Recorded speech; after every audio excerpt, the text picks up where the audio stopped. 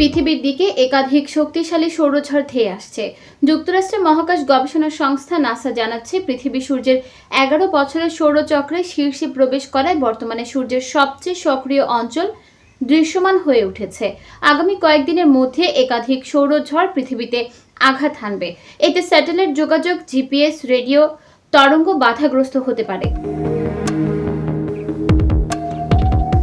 যুক্তরাষ্ট্রের national oceanic and atmospheric অ্যাডমিনিস্ট্রেশনের space weather prediction সেন্টারের তথ্য মতে, এক্স শ্রেণীর সৌর তরঙ্গ বেশ শক্তিশালী। গত 14 মে এক্স 2.7 মাত্রার তরঙ্গের সৌরঝড় হয়েছিল।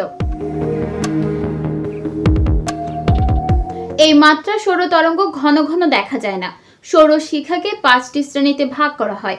এ, বি, সি, এম। এক্স নামের প্রতিটি স্তর 10 গুণ বেশি শক্তি বৃদ্ধির নির্দেশ করে। গত সপ্তাহের এক্স 2.7 সৌরঝড়ের কারণে 5টি মহাদেশের শর্ট ওয়েভ রেডিও তরঙ্গ বাধাগ্রস্ত হয়েছে।